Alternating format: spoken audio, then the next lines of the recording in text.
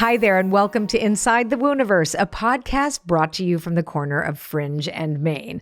I'm your host, Colette Baron-Reid. Today, we are joined by the fabulous Shelly Lefkoe. She's the co-founder and president of the Lefkoe Institute. She's a renowned parenting expert and the founder of Parenting the Lefkoe Way. Through her powerful and deeply transformational techniques. And I'm telling you, this woman knows her stuff. I can hardly wait till I interview her. But anyway, she's helped thousands of clients across the world go from struggling to change long-standing behavioral and emotional issues to eliminating old beliefs in a matter of hours. And actually, I read her book. It was a matter of minutes for me when I did her process. So her approach has been validated, celebrated, and published in the Journal of Clinical Psychology and Psychotherapy. And her latest book that I just read, as I mentioned, Hitting the Wall, Eliminate the Beliefs That Sabotage Your Business and Your Life, was just released. And I tell you now, it is a must read. Welcome to the Wooniverse, Shelly. Woo, thank you for having me. Oh, I'm so excited. You know, when I met Shelly, we're both part of the Transformational Leadership Council, and I just fell in love with her right away. And I love her personality, and we belong to a couple other groups. And I'm just like, it was very exciting when she sent out an email, said, I have a book coming out. Then I actually got the book, and I literally read the book. And I'm like, this is perfect, and she is fabulous, and I love her. So anyway, I'm going to start at the beginning, and I'm going to go back to when you were a kid. So what were you like when you were a kid? And were you always interested in human behavior? What was your experience looking at people? Wow. No one has ever asked me that. What a great question. Well, I was always a searcher. It's interesting. I hated school was not my place. Because I asked questions and they hated that, which is why I put my kids in an alternative school with none of that. They would say something and I would wait, but what about this? But what about this? But what about, and they would like be gone with the wind, And so school was not a great place, but I had a great childhood. And I was very, very, very, very blessed. I had a mother who was an angel. She really was an angel. And my first guru. Cool. And she taught me, my mother gave me a lot of wisdom. She taught me how to be a friend. She used to say to me, boys will come and go, but your friends will be there forever. Mm-hmm. And that has turned out, if, everybody listening, take those words, because almost 8 years ago, I lost my husband, as you know, who was also an angel. And my friends were everything. Yeah. Everything. Yeah. So in the way you were parented ended up being something also that you ended up, realizing that there were certain really important things that people weren't doing. Also, the way you partnered and your husband became somebody who was so deeply ingrained in this whole world of personal transformation. You took your place beside him and had a lot to offer. And now you're carrying this forward your way in a way that's really meaningful for everybody. I had a very woo-woo experience. Good. Let's hear it. So I had lots of fabulous, fun jobs. I worked for the Theater Guild and I saw every show on Broadway. I was in the travel business for 10 years. I'm a hedonist. I love pleasure and fun and life. And I met my husband at a personal growth thing called EST. Okay. And he kind of downloaded, because he was very modest, he downloaded this process on an airplane. He was looking at, why do people know what to do and don't do it? So we all know we should eat healthily and exercise, and a lot of us don't.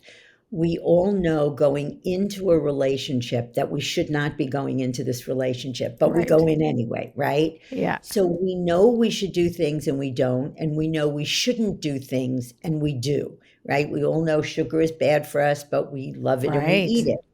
So Morty said, my late husband said, he was on an intellectual, spiritual journey to discover why that was so. He downloaded this process.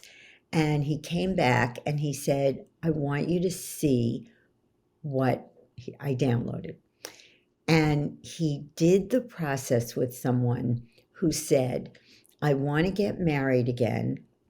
And she said, I just can't, I'm not meeting the right men, and the relationships don't last. And he said, well, what do you believe about marriage? And she goes, well, marriage is suffocating and you have to give yourself up. And I was sitting there watching him do this, Colette, and all of a sudden he takes her through the process. She eliminates a belief. And it was like this bolt of lightning came down. I swear to God, it almost knocked me off my chair.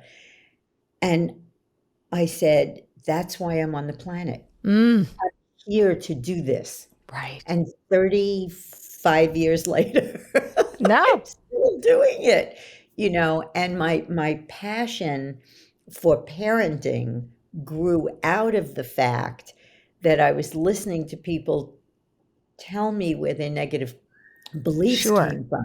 And it's all from self-esteem beliefs are all from childhood, right? And from interactions with parents. So I said, stop the train. Right. We gotta train parents to facilitate their children to create positive beliefs about themselves in life. This is so interesting.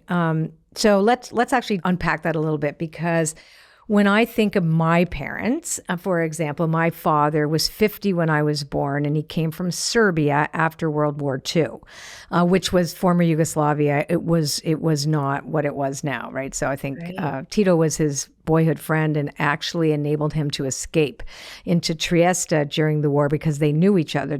And my dad was it was just crazy. Anyway. He came to Canada. My mom was much younger. She was 20 years younger. She was German of Polish and French descent. And her father, who never married her mother, was a French Jew who was killed in Dachau, right? And the people who raised her mother was killed by a bomb, and the grandparents who raised her worked for Albert Speer, who was nicknamed the Good Nazi because he kept the Jewish employees employed, right? So she came to Canada and decided she was going to completely reinvent herself. So not only did we never know that we had a drop of Jewish blood in us, right? But my mom didn't tell us anything until we were mid-20s, but she came in with the belief that we were not safe, right? That safety was something that you, could never say who you really were, Wow. right? She was engaged actually to, we found out all these things later, who had been a former SS officer. I mean, it was crazy.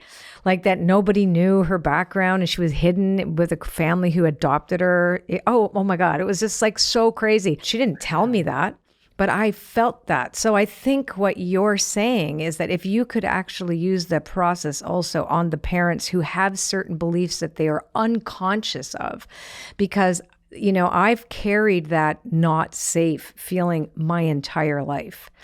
You know what I'm saying? That if I didn't, somehow acquiesce to the external, that I'd make myself okay, that somehow me being completely myself would be very dangerous. Because right back then, World War, you couldn't be a Jew. Like they put the thing on your arm and kill you. That's right. Right? So, so I think the kind of work you do is phenomenal, given that someone like myself, or my mom, for example, meeting you, she would have loved you, by the way. My mother, she was a hoot, my mom. But I could imagine, because she never, ever accepted that this was in her. It was just, you just did it. I never saw her cry. You pulled yourself up by your bootstraps. Yeah. Right? And all these things, right? Yeah. And it's interesting because I love that. Thank you for sharing that with me. So much there. But we come into this world as little balls of consciousness. Right. And we don't know if we're good enough or not good enough. We don't know if the world is safe or not safe. We don't know if money is scarce and hard to get or flows to us. We don't know if it's okay to share ourselves or if it's not. And we look, we're born into this little microcosm called our families. And we watch, And we Yeah. discern about the world and ourselves based on what we see and hear when we get here. Mm-hmm. And one of the things that is very unique to our work is that the reason that you can do affirmations until the cows come home, it makes me laugh because the only person who has to stand in front of the mirror going, I'm good enough, I'm good enough, I'm good enough, is somebody who believes that they're not. So you're Right. reaffirming that, The other thing is, once you have a belief, right, let's assume, you get criticized a lot as a Right. kid. So the one thing I almost say in every podcast is anybody who has a little kid knows when you walk into the house, what they do is they run to you. Right. And what they want is three things. They want affection, attention, and acknowledgement. Right. And the one word question that what's the one word question every little kid asks all day long? Why? Why? Why? I drove my parents nuts. Why? And the teachers too. Why is that? Why? That's right. And I've never asked I ask people who don't have kids that question and they know the answer, right? Yeah, I don't have kids.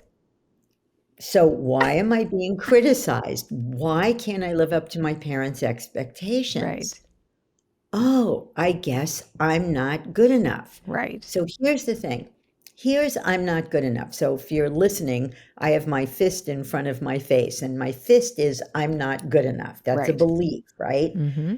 Now I'm trying to say, I'm good enough. I'm good enough. I'm good enough. I'm good enough, right? You can't put something where there already is something. Right.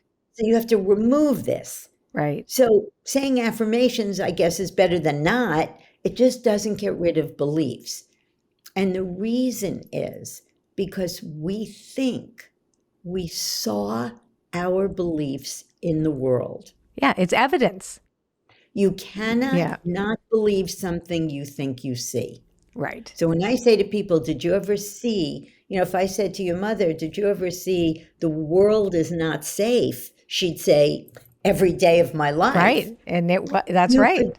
But you could see Nazis, you could see living in Germany, you could see what happened, but you can't see the world is not safe. Right. You can't see I'm not good enough. You can't see beliefs. Beliefs don't have a color, shape, or location, and anything you could see has a color, shape, or location. And that's why I worked with Colette, 5 Harvard PhDs who had the belief I'm stupid. I know you wrote about that in your book. I want to hear about that. So tell me about that. Tell me how that worked. So, well, the first one that happened 30 years ago, we were working at a big company. We used to do corporate work. And I was working with this staff psychologist. And I said, what's your pattern? So a pattern is what you want to change. So everybody listening, if you want to know what your patterns are, they're observable. Right. So this is the difference between a pattern and a belief, because people get them mixed up all the time. Right. Okay? Right. I can't lose weight is a pattern. Right. Right. I can observe you being on diets and not being able to lose weight. I can observe you procrastinating. I can see you being anxious or having a fear of public speaking. Right. I can see you getting into relationships that are not kind and loving and nurturing. So those are the patterns. Beliefs are what cause the patterns. Right. So a belief is a statement about reality that we hold as the truth. And do you think too that another reason that we tend to attract similar, we know that the reticular activating system in the brain is going to take your eyeballs and look for evidence in the world that's going to state that internal experience is absolutely sure. Here's evidence over there. Here's some more evidence over there. But it has to come from the original belief. And then we keep seeing it because we look for it, even though we say we're not looking for it. But we go, see, look, I was right. There it is again. Right. And I'll tell you something fascinating. You cannot see or hear things and I'm going to give you a story Yeah. that's inconsistent with your beliefs, Oh, I'm right? dying to hear this. Yes. So I had a very, very close friend who actually started my little parenting business in Connecticut when I lived in Connecticut. And her father was a violent alcoholic who used to beat up her mother on a daily basis. So she had a lot of beliefs about men. Right. And we had just had a session. I did a lot of work with her and her mother, who married a wonderful, kind, loving man after she finally left Right. father. And we had gotten rid of beliefs like men are selfish, men are violent, Right. men have all the power, men can't be trusted. You know, she had every belief. So we get rid of the beliefs. She also had beliefs about relationships. Relationships don't work. Relationships are horrible, whatever. Mm-hmm. So we're in Fire Island, and we're sitting out on the deck, and I tell this story about something that my husband did and said that was a very powerful story. Mm-hmm.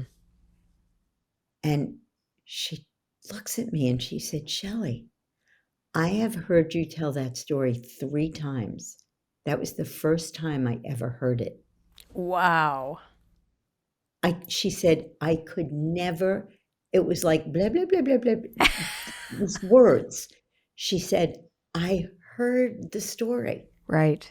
And that's the thing. You cannot, if once a belief goes away, it's so funny because people will go, you know, that's really not true because I once met a man who was really nice, or, Right. you know, it's not true that I'm not capable because I did that. So you Right. start to see evidence that you could never see before. This is interesting. It was many, many years ago.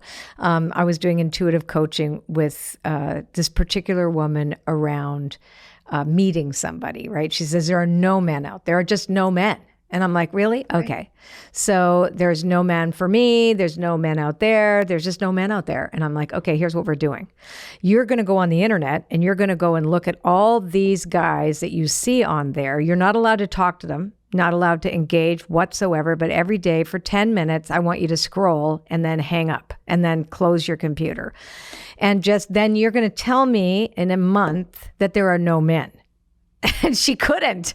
But at first she told me the very same thing. She goes, I couldn't actually see them. She would fall asleep rather than see the men who are looking for a relationship, right? Because she wasn't allowed to engage with them. I said, you're not allowed to. But she actually would fall asleep, pass right out. And I'm like, this is interesting because I'm not a therapist. It was, you know, we would do reading on it. And I'm like, this is something way deeper. And then finally she saw enough of them like going, okay, because she didn't know they weren't perfect for her because she wasn't talking to them. They were just like, look at all the nice things they were saying about themselves, right? It's wild. But the fact that she passed out. Yeah. From what I understand, I think we can have very specific beliefs that can be like certainly that can prevent us from moving forward in our lives because they are so written in stone and we can't see them. But the patterns are there. We're pattern recognizers. So we're going to continue to seek evidence in the outer world. And there's no way out of that some way. That's what we would actually believe. The more we see the evidence, the more we believe it's impossible to change it, right? Well, your beliefs manifest. Yeah, exactly. Yeah. Or you know, it's an interesting thing. They manifest for you, but there are so many other choices of potentials that you could look at that you're only seeing those ones, right? That they come out like they're like the spotlight gets on them. Because I know for me, I got clean and sober in January 1986, and I've been so clean and sober ever since. And when I got into a 12-step program, this was so crucial because I came in there with all these beliefs about myself, and particularly my spiritual beliefs that basically God was following me around with a fly swatter going because I was a mistake. And that the God of my understanding was jealous and angry and pissed off that there would be no way that I could have a relationship with a higher power. And I had to completely construct a new one. And when I was able to do that, I was also able to see the evidence. But I had to have something so huge happen. But from what I understand about your work, people don't have to have a ginormous crisis for you to help them. They can just sit down with you and say, hey, this is what I know. I know this is a core belief I have, and a core belief is different than, right? Yeah. And let's talk about that. Yeah, they don't even have, I don't want to go back to the Harvard PhD. Yeah. Oh, yeah, good. Let's go. It's great because you're talking about evidence. Right. So no, you don't have to, first of all, you don't even have to know what your beliefs are, because I could be napping and tell you what your beliefs are. That's great. I'm signing up. I am so signing up. But we also have a program that you can do online. You don't have to work with me. But, a couple of things. So the first thing is with the Harvard PhD. Yeah. Now, I said to him, what's your pattern? And he said, I want to leave. I'm miserable. I've been here for so long. I hate it.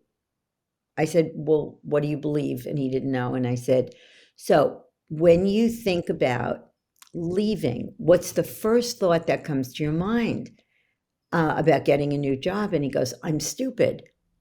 And I said, what? And he goes, I'm stupid.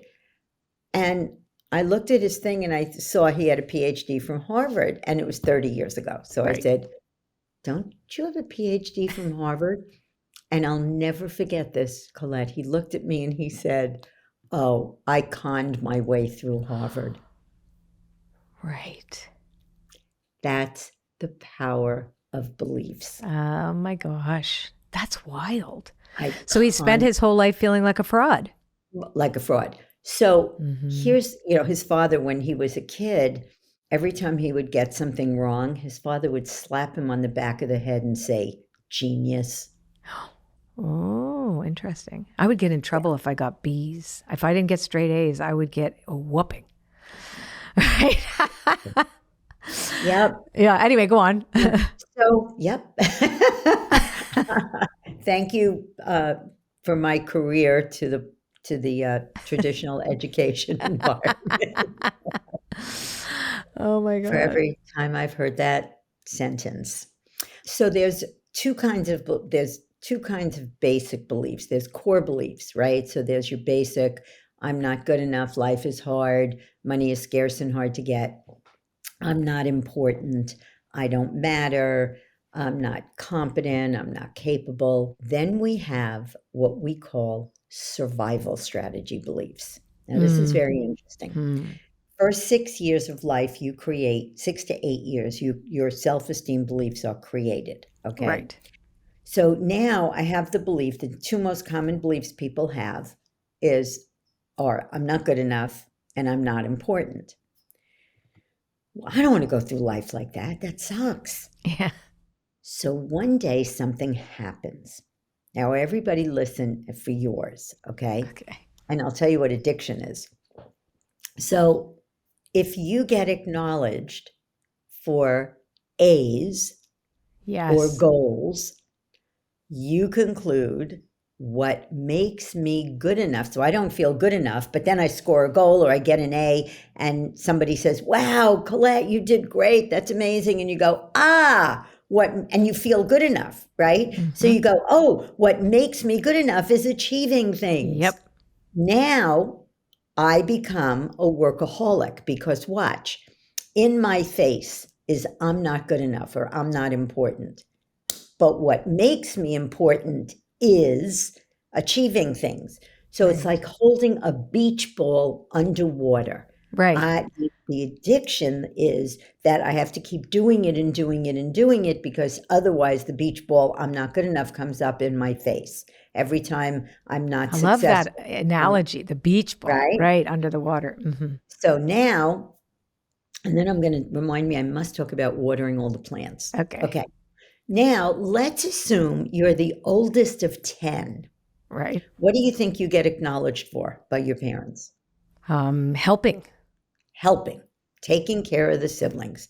Helping. So now you have a belief, what makes me good enough is taking care of people. So as long as you're taking care of people, the I'm not good enough or the I'm not important stays underwater. So you have to keep doing it and doing it and doing it. If you are a people pleaser, right? Where did that come from? Well, every time you pleased your parents and they patted you on the head, you said, I have to please people in order to be loved. So I'm not lovable just the way I am. I'm not. So the way that you know you have a belief is everybody say, I'm a monkey. Oh, we're going to say that right now. I'm a monkey. Yes, I'm a monkey. Right. Okay. So that feels silly, right? Yeah. Now say, I'm not good enough. I'm not good enough. See, So I don't believe that though. So, yeah. Because you've done your work. But for most people, I'm not good enough. Even every podcaster I've ever done it with has said, yep, that does. So normally when you haven't eliminated that belief, when you say it, it doesn't feel good. So the first way you know you have a belief is it doesn't feel good. And there's one belief, I'm not worth loving, that if people say out loud and they have it, they'll cry. Right. It's so painful to even say the words. Right. Right. I said to a client yesterday, say I'm a burden. And she goes like, because given her pattern, I'm figuring out what her beliefs are. And she looks at me, she goes, it's painful when you say it, no less. I said, you don't have to say it. I just want you to see how that would feel to say. So we get rid of the belief. And then I say, take a deep breath, say, I'm a burden. And she goes, I'm a burden. No. So. Right. I get it. It's the charge, the emotional charge that goes like I know if I think I'm not good enough, I've been actually pondering that there is an area where I could actually relate that to, where I would feel ashamed. Like that I'd have to go faster. I have to pedal faster, right? That I can remember that. Like I know where that comes from. I don't feel that way today, but I totally know that was something that I could totally identify with. Yeah. And if you think you don't have the belief, not you, but if everybody listening thinks they don't have the belief, ask yourself the question, what makes me good enough? Right. What makes you good enough? And if you said anything other than nothing, I just am, you have the belief. Oh yeah. No, I get it, because I'm going, well, yeah, but that's because I know why I'm equating it like that, because I'm equating it with achievement. Right? I totally get it. Winning, like I don't have that because I wasn't going to push it. No, and I'm like, wait a minute now. Wait. Yes, I totally get that. And I there's a couple, like I'm already going ping, ping, ping, ping, ping in my head. Totally right. I get it 100%. Because if you're winning, if your survival strategy is working, the beach ball's underwater. Underwater the whole time. Colette, right? Her cards are every place. I was in a crystal store with my girlfriend, and all of a sudden we turn around and we go, oh my God, look, it's Colette's voice. So no, funny. but it's true about the achievement part, and then also the pleasing part. Anyway, we'll talk off the podcast. Because I really want to talk to you. But I think everybody is going to really identify with this and I also think too, there's a whole societal system of beliefs that we take on unconsciously that affect us as well. Like women, I mean, I think it's, race. It's like there's so many categories that be thin, my God. Lovable. Yes. Yeah, totally. Yeah. I mean, that's like, oh my God. My mom put me on a diet when I was 14 years old, and that's actually preceding me becoming bulimic. Never mind. And I wasn't even overweight. I was not overweight. It was the grapefruit diet she read about in Reader's Digest, and all her friends were going on this thing. And then it was like, I had not even considered that there was anything that I had to change in my physiology. At that moment, I was like, oh, there's something wrong with me. We have to do this now.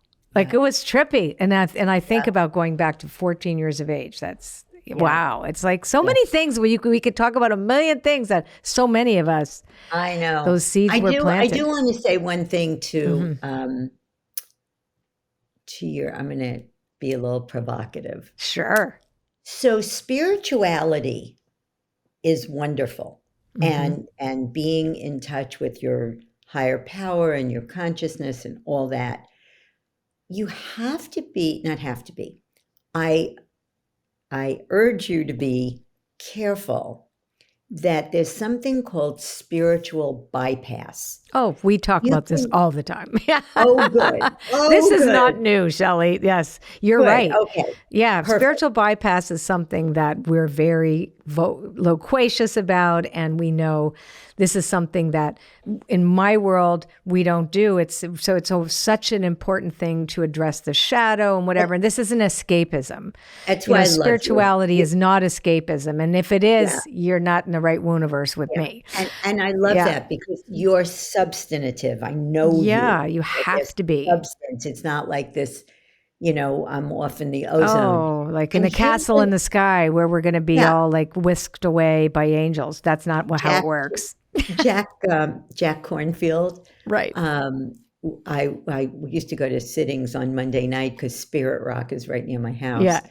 And I love Jack. And he said, I'll never forget this. He said, he went to Tibet and he sat at the feet of masters for 6 months and did a silence for 6 months and turned his body into white light. And he came home and he was still the same jerk in relationships that he was before he left. Oh my God, that is so funny because it's true. It just you can have an experience detached from everything and everyone and not having to deal with anything and transcend your humanity if you're certainly not dealing with anything other than a bowl of rice and sitting down quietly, not making any moves, right? But then when you get into the world again and you're dealing with people and you're seeing yourself reflected and all those things from your childhood come right back up again. They don't go away just because you had a white light experience. If you took ayahuasca, if you go and sit on a mountaintop and decide to go see a guru, all of those things, those are great things to do if this is your choice to do it, but they do not take the place of real, actual work on yourself and loving and being compassionate with the parts of yourselves that you want to deny and disown. I love that. Yeah. I love that. So I love that. I love you. You're awesome. So I just want to say one thing because people tell me this is something that a lot of people are not aware of. I'm sure your peeps are aware, but if you had a lot of plants in the house. Right. Let's hear this. You would never water just one. Right? No, you wouldn't. That would just die. Mm-hmm. And yet there are areas of our lives that we ignore. Oh, let's hear about this. This is really important. I'd love to hear this. So a lot of people, and that's the thing about survival strategy beliefs, are driven by what makes me good enough or my achievements. So I'm going to focus on achieving. Or you look at, your beliefs about money. Money is, what was yesterday? I worked with somebody. You can't make money with integrity. You can't have integrity and have money, something like that. Yeah. Rich people are bad. Money is the root of all evil, all these. Yeah. So now I totally ignore my money. I spend it, I save it, doesn't matter. I'm in debt. We don't go there. So when you look at your life, look at all the plans. Am I taking care of my body? Am I eating well? Am I exercising? Because people don't have time for that. Right. And if you don't have time for that, your time here is not going to be awesome. It's either going to be short or you can get sick and tired and, I mean, I get up every single morning for my entire life and went to the gym until COVID. I found pickleball. I know. Now I have a new addiction. Yeah. And because of you, I bought the whole pickleball thing. I haven't got Mark to do it with me yet because we have a tennis court in the back, like near us. Oh, right? You can make it a pickleball court. You can make it a pickleball court. So anyway, we have access to one, and I'm like, come on, but let's it's learn fun this. to go. Yeah. I just want to go. I just want to go do it. It's the best. It's the best. I could play 4 hours. Not could, I do. 4 hours on weekends.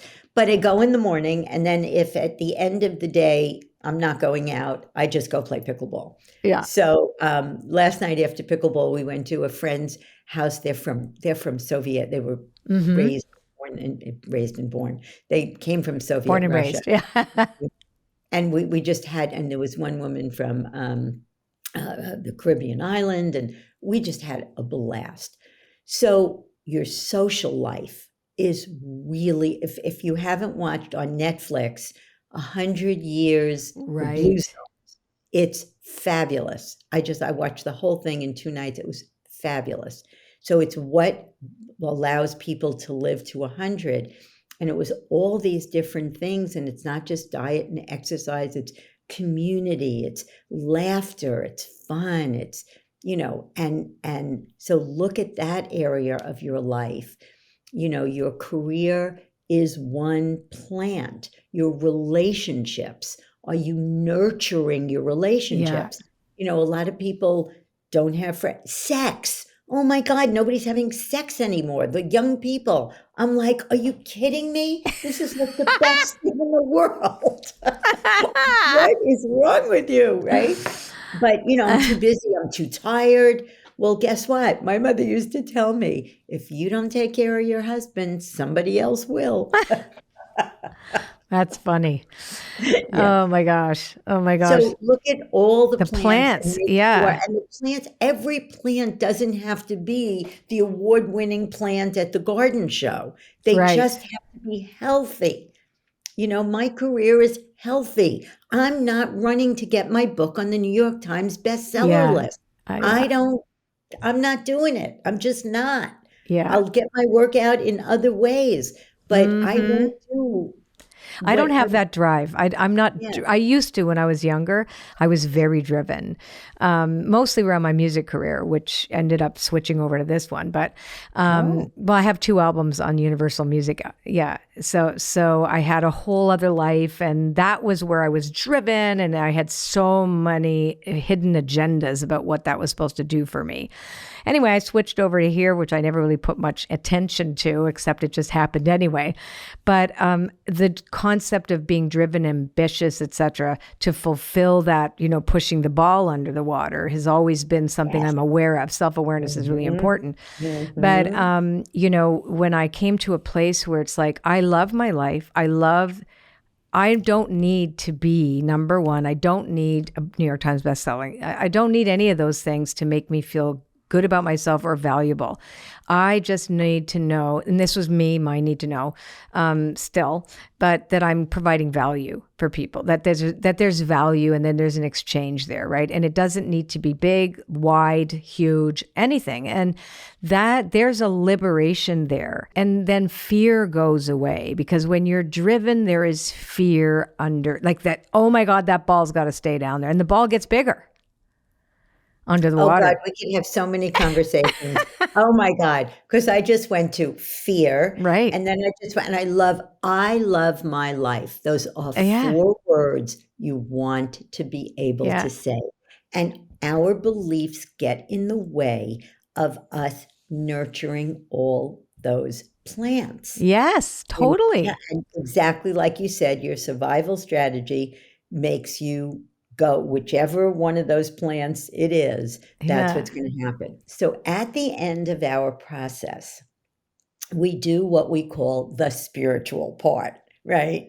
So we have people close their eyes. And if you do our natural confidence program, you'll get this. You don't have to work with me. They close their eyes and we say, where did those beliefs that you just eliminated come from? And everybody says, I made them up, right? You create your beliefs, right? But your beliefs create your life. Like you said, you see things consistent with your beliefs, you will feel consistent with all that. So if you believe life is hard, you're going to have a hard life. If you believe there are no men out there, you won't find them, right? So if you create your beliefs and your beliefs create your life, what does that make you? And people go, the creator of my life. We come into this world as a little ball of consciousness. Before we create any distinctions about ourself, life, or people, they don't exist. And people have a very profound experience of who they really are is that consciousness that creates the distinctions that manifest. So and I say in that space, what's possible? And they say anything. What limitations do you have? None. What's missing? Nothing. There's nothing missing in that space. What does that feel like? And they say liberating, which is what made me think of it, it is liberating to get that you're not simply this creation, this thing. Who you really are is the God of my understanding. Or, the God of my understanding works through me. Creator. And my belief is that who we really are is part of God consciousness. I believe the exact same thing. Are that which, that which is. And I love that because the dichotomy is you're both the sculpt. So here's a sculpture, right? Right. And on this sculpture is I'm not good enough and I'm not important and I'm not, and life is hard and, here's this sculpture. But who you really are is the sculptor, right?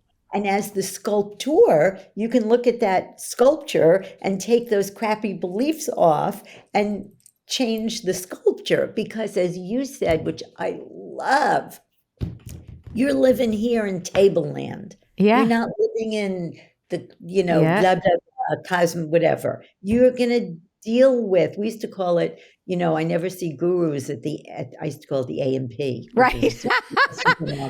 You don't see gurus in the A&P. You have to go shopping and somebody's going to knock their card into you or the thing's going to fall off the shelf or, you have to buy things and you don't have money. That's the reality that you're living. We are living here. And I always say that. So I believe that there's a consciousness that supersedes the individual consciousness. But God, spirit, divine, I don't know, whatever you want to call it, consciousness with a big capital C, needs us to express itself here. So we're its partner. Yes. So there's a partnership with this so that we're also not alone, and we cannot do this world alone. We have to do it in community with others and connection with others. And also to recognize our humanity and not to take ourselves so seriously. There's that too. Like, you gotta look at life. And I think that's when we talk about fear brings up that idea that we're gonna, sustained uncertainty that we've been through the pandemic and then now, and we're looking every time you turn on the news, like there's nothing good, right?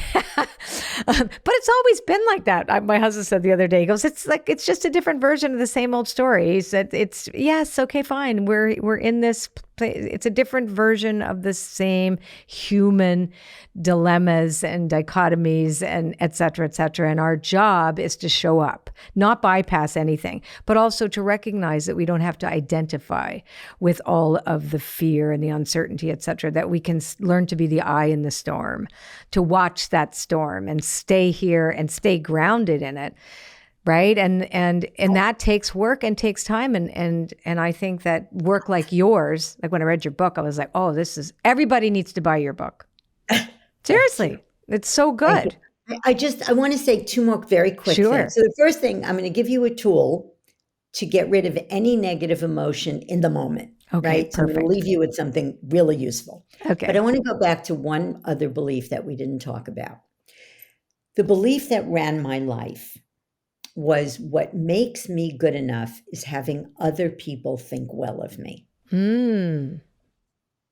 So I would walk away from conversations going, oh, did I tell Colette I love those headphones? I can't see them, but they look like they're very sparkly, They are. Or did I ask about, her new deck of cards, or was I wearing the right thing on the podcast? Because, did my makeup, it was constantly, what does this one think? And what does that one think? And if I was in the room and 100 people, 99 liked me and one didn't, my life was dead. All about that one person.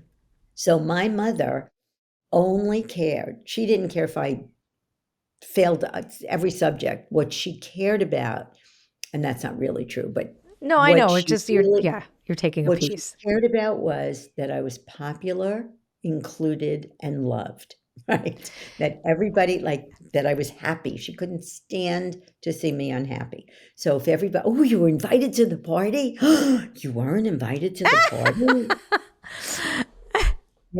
So I had the belief what makes me good enough is having other people think well of me. And that belief is not only the most common belief, but when you get rid of it, when that belief goes away, that's when you become your authentic self. Oh, that's important.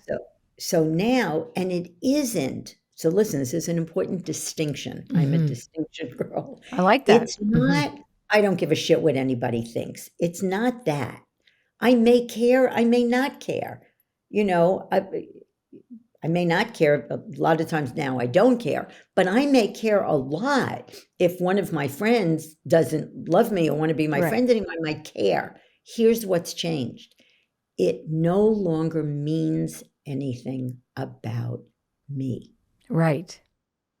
I no longer define yourself. Yeah. And what you were talking about before, Colette, I believe is the only thing that really juices us in the end is making a difference. Yeah. Yeah. I get it. Everybody thinks about a time where you made a difference in somebody's life, how that felt.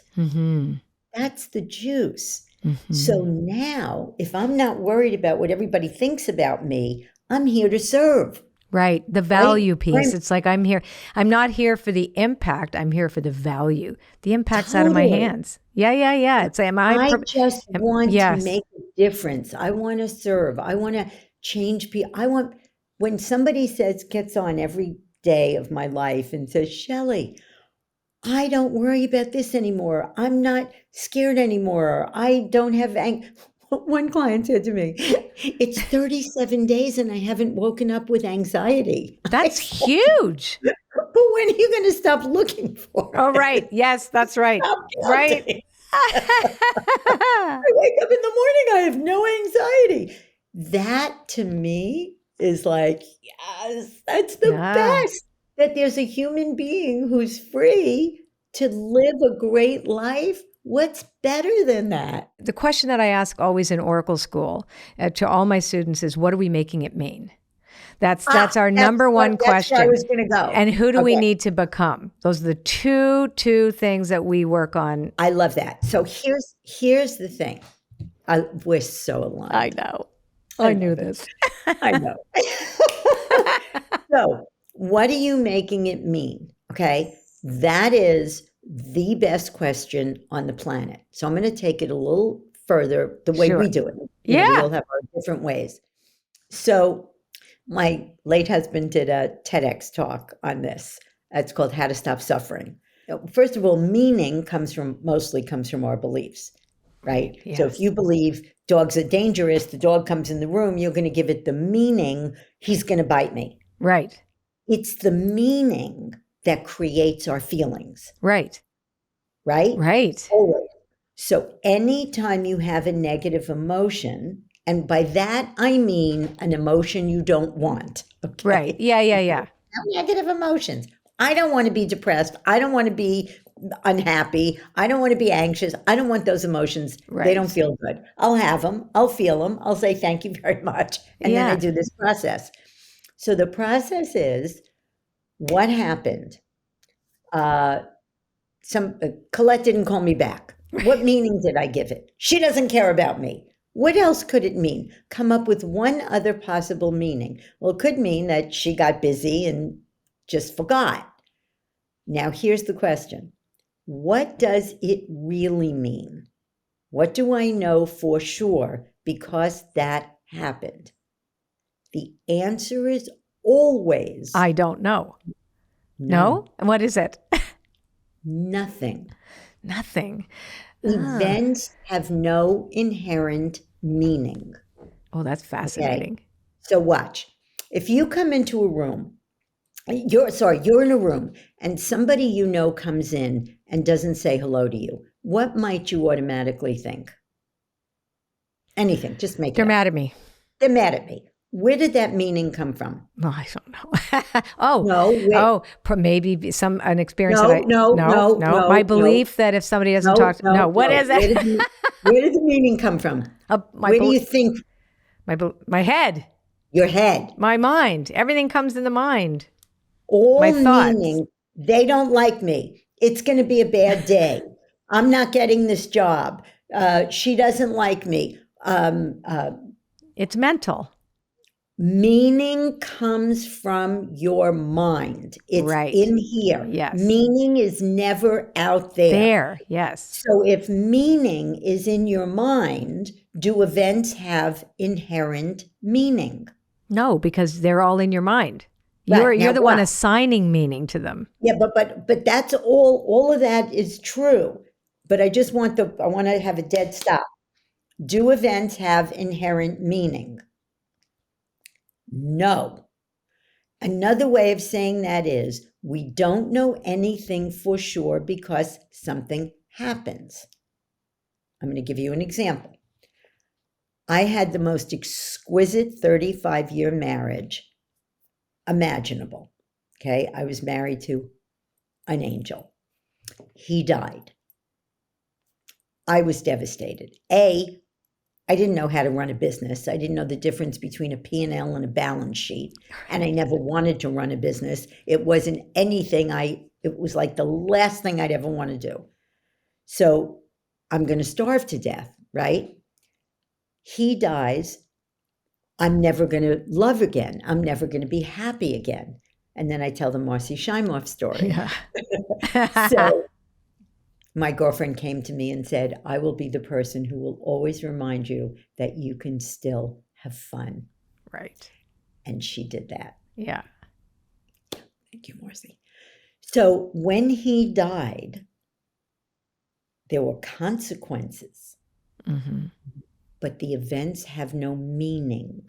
In other words, the fact that he died didn't mean I was going to starve to death because I stepped up.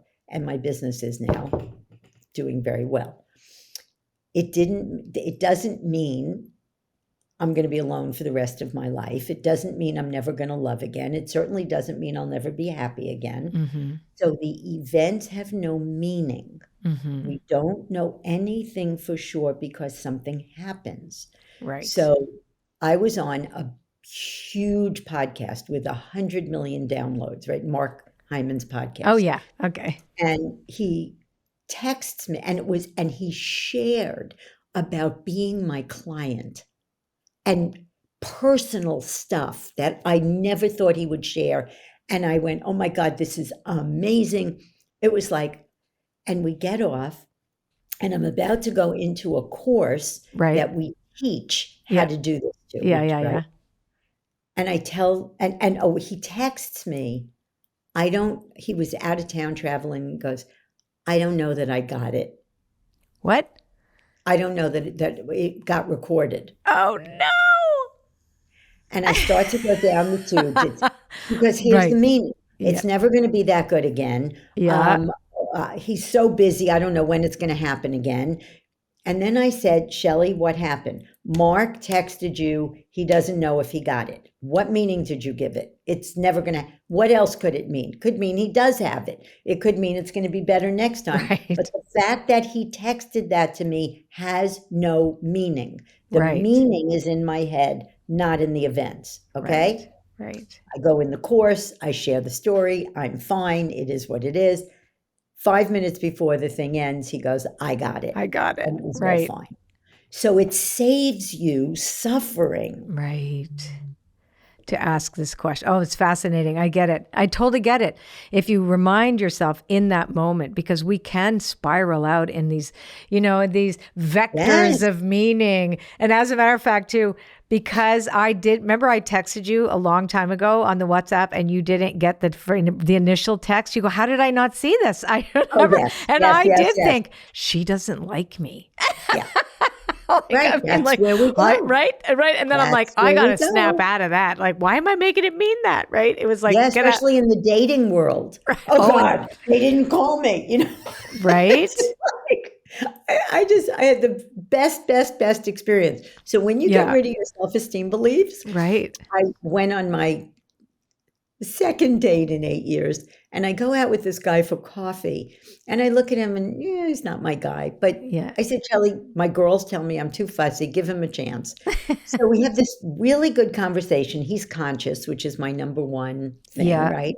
And he's done his work, and we're having this conversation. I'm going, oh, okay, this guy's Yeah. nice. And at the end, he goes, well, it was really nice meeting you. And the voice in my head went, What? you don't want to go out with me? Are you insane?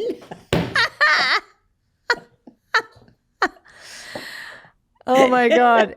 Yeah, that's very funny. I know we have to laugh at ourselves. We really have to laugh at ourselves. And we create these hilarious, fantastical stories about life and what's really going on when 90% of that is not going on at all. Even 10%, like you said. I love that approach, nothing means anything because we don't know. We don't have enough information to make a meaning out of it anyway. Yeah, but that's besides the point. It's like it might tell you, you can make a conscious assessment, right? Well, the guy didn't call me 3 times. Yeah, maybe he's not interested, and that might be true. He might not be interested, but the fact that he didn't call you doesn't Mean mean that anything. he's Yeah. not interested. Right. It doesn't mean anything. We don't know anything.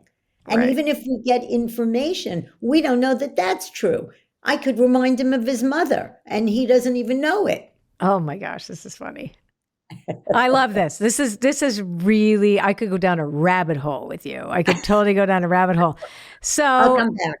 yes. Yeah, we have to do that again. Exactly. So you know what I thought we would do? I want to pull a card together from my newest Oracle card deck, the Dreamweaver's Oracle. And it's the question I'm asking is, what does the universe or Wooniverse want me and Shelly to cover one more subject and before we close up today? So my Oracle cards are reflectors. They're ways in which we communicate with our higher power, the divine, etc. But for most part, it's the purpose of self-revelation. That's what they're for. So let's reveal what you and I need to talk about beliefs. What else should we address when it comes to beliefs and how they impact us and our ways in which to align with our highest good? Oh, okay. So the card is if the dogs come circling round. So this is about protection. So just the concept is protection. So let's just riff on the concept of protection as a belief. Being protected, not protected. Maybe this is a way in which to conclude how everybody right now, right, is they're like getting into their little, like the polarization. We have this group here versus this group there, because we look at, oh, this will protect me if I stick close to this thing. Like, so how does that belief, what if we need no protection, right? Like, what is that? Let's riff on that. Well, if you have, and I love this, Colette. You're so awesome, and your cards are so gorgeous. Oh my Thank you. God. So we told my daughter Blake that she's protected. We actually told her that, and Blake is both of my girls. I told my girls, life is like a yardstick. Most people live somewhere in the first 2 feet, 11 3/4 inches. What life's about is the last quarter of an inch. Right. I said to my girlfriend, who's their godmother, why did you not slap me when I said that? Like, what was I thinking? So my daughter was a big wave surfer in Hawaii. She lives in Hawaii. And now she wing foils, so she's not doing that anymore, thank God. But when you have a belief that I am protected, you can live a big life, right?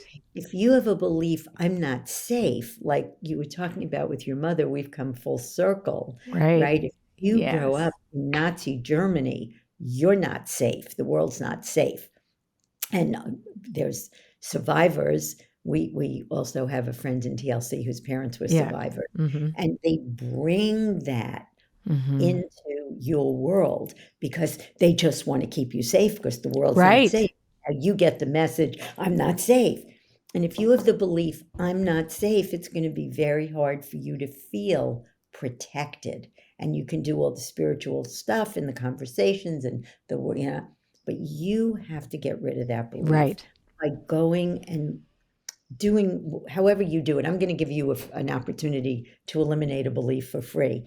But when you go back and you look at it, the fact that your mother said life's not, the world's not safe could mean that. But another interpretation is in Nazi Germany, the world's not safe. In my universe, in Marin County, I live in a bubble. Right. The police here don't do anything but give tickets. Right. Nothing ever happens. So if you look at one interpretation is maybe her world wasn't safe, it doesn't mean mine doesn't have to be. Right. Right? Or if you were come from an abusive family, or parent, you could say it wasn't safe in that house as a child, but that doesn't mean I can't create safety of being around healthy, functional people. Right. So after you look at other interpretations, if you get, it feels like I saw, I'm not safe. Right. But did you ever see that? Right. Right.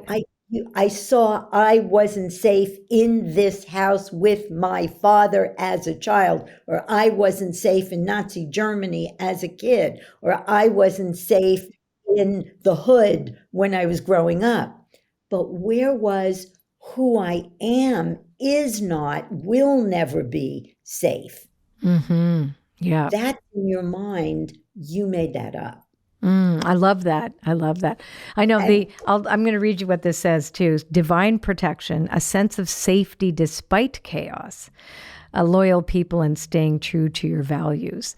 The idea that turbulence, chaos, any of this stuff that we see around us doesn't mean anything.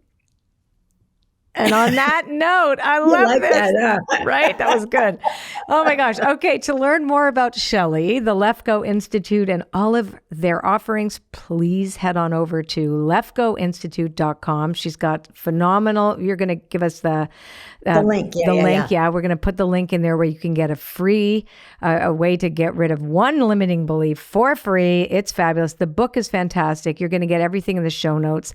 You can find a transcript of this episode, quotes, links to everything we highlighted here today, and so much more on the show notes page. So go to itwpodcast.com or click the link in this episode's description. Eliminatebeliefs.com. Eliminatebeliefs.com. So let's say that again. Eliminatebeliefs.com. Run, don't walk, just jump on over to that link and have some fun because it's amazing. Thank you so much, Shelly. It's such a wonderful breath of fresh air to have you, and I could talk to you for literally hours.